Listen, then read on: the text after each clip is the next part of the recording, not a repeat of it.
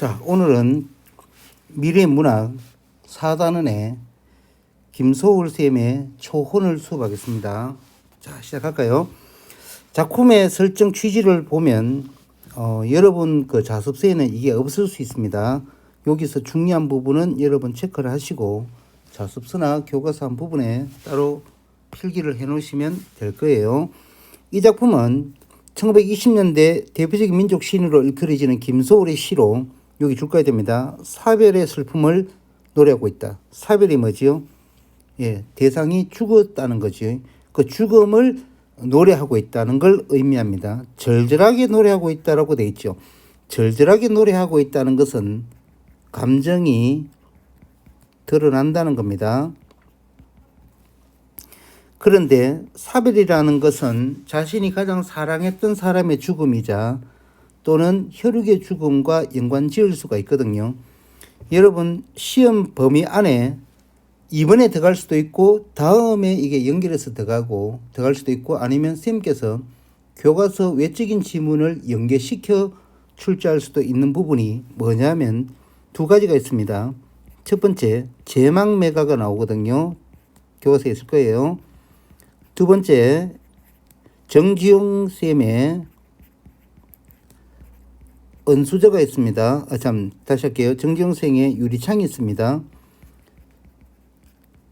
이러한 작품을 연결해서 그 죽음을 어떻게 인식하느냐에 대한 태도를 비교하는 문제가 나올 수 있는데 제망매가나 정지용의 유리창은 똑같이 누이나 자식의 죽음을 바탕으로 하지만은 이별에 있어서 감정을 절제하고 있습니다.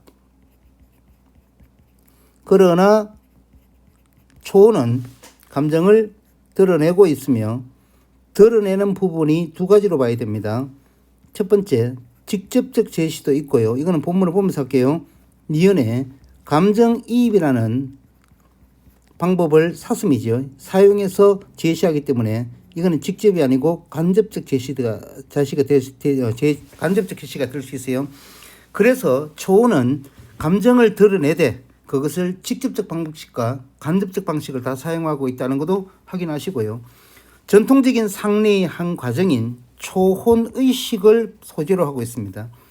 초는 처음 초자가 아니라 부를 초자입니다.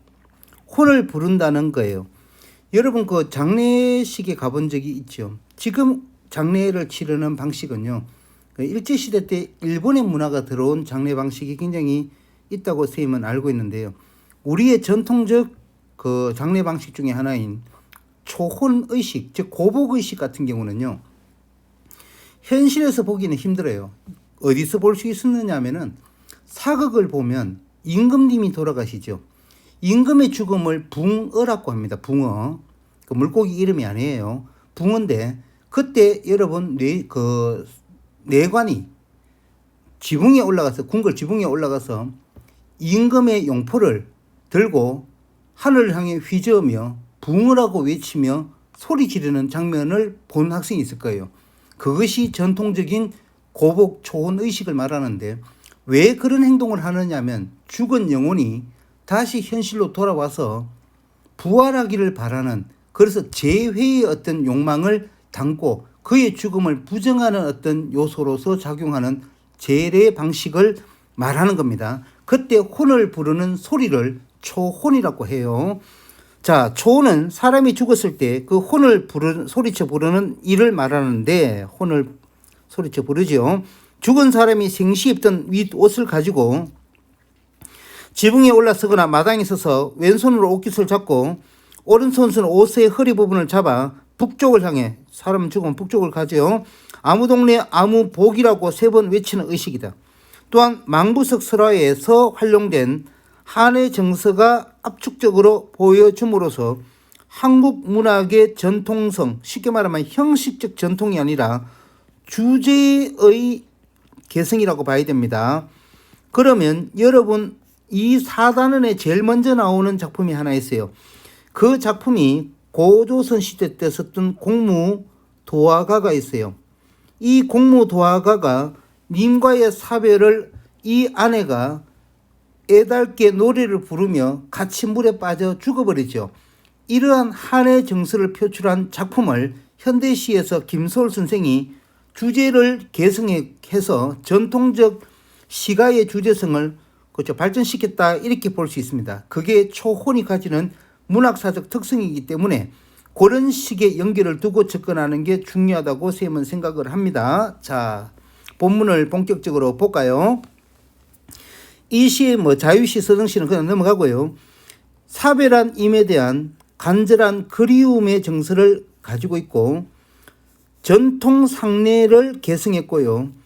초혼 의식과 망부석 설화를 소재로 하고 있으며 당연히 사문보의 민요적 율격을 형성하고 있으며 여러 가지 표현 방식이 쓰이더라는 것도 알아두시고 여기서 영탄이 쓰인다는 것은 감정을 표출했다라고 보면 됩니다. 그래서 이 시는 감정을 절제했다 그러면 틀린 거예요. 요것을 요 밑에 나오는 거로 보면 무엇이여라는 종결 의미를 사용함으로써 반복과 영탄이 연속화되거든요. 이것은 화자의 슬픔의 정서를 강조함과 동시에 반복이 사용되기 때문에 운율이 형성된다고 보면 되는 겁니다. 시 본문을 보겠습니다. 산산이 부서진 이름이여 허공 중에 흩어진 헤어진 이름이여 헤어졌다는 게 이별하는 게 아니라 흩날리는 겁니다. 불러도 주인 없는 이름이여 부르다가 내가 죽을 이름이여 라고 이 여가 반복되지요. 쉽게 말하면 화자의 행위가 나옵니다. 화자의 행위가 나오죠. 행위. 이 행위가 죽은 이의 이름을 부르는 행위를 말합니다. 그걸 통해 이 사람의 슬픔을 극대화시키고 있다 이렇게 보면 됩니다.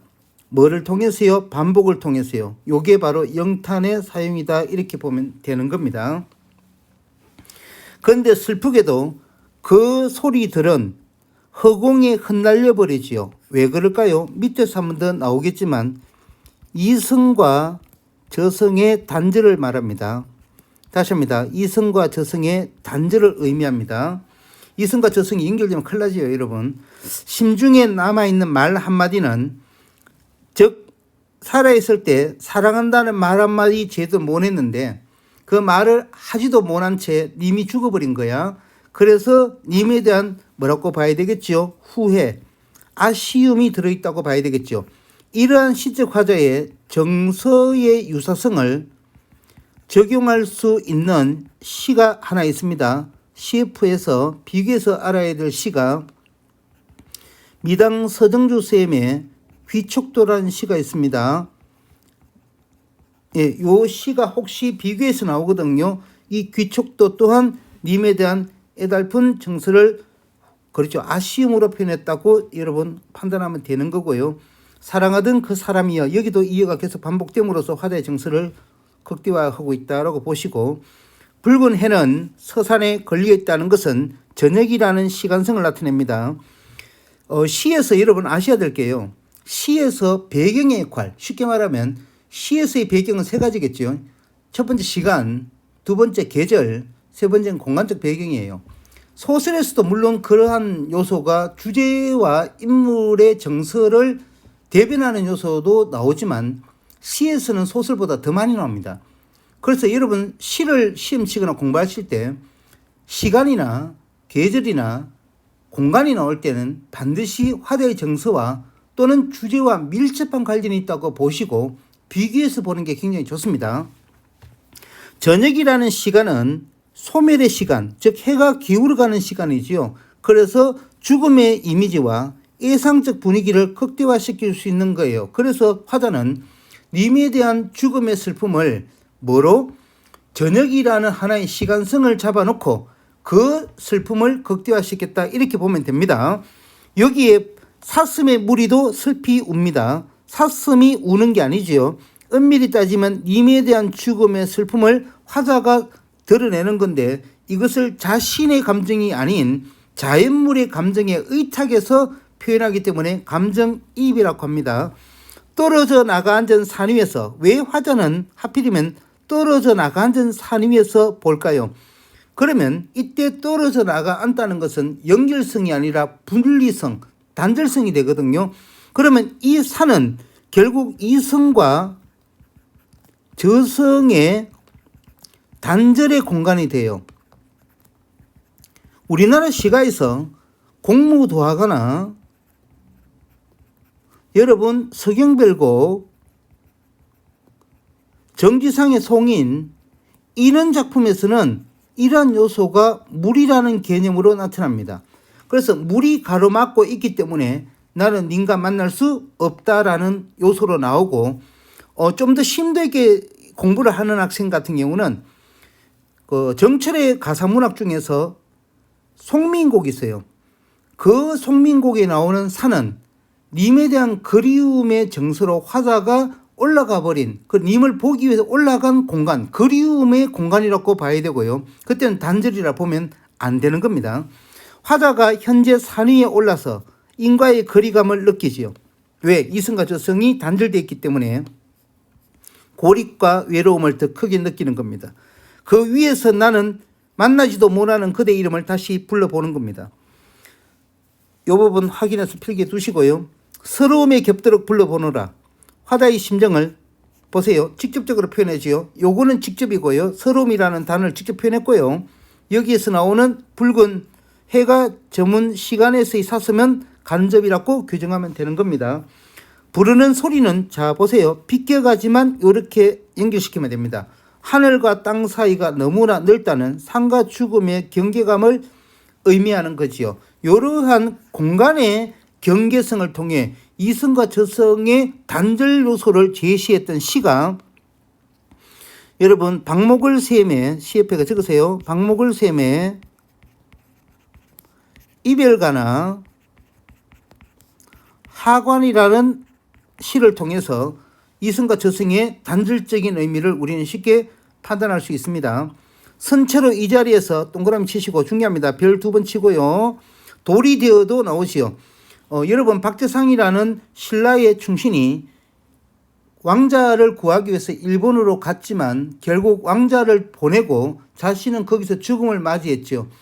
그 아내가 남편이 떠나는 걸 말리려고 했지만 남편은 충심이 너무나 컸기에 아내의 만류를 뿌리치고 일본에 가서 죽음을 택한 겁니다.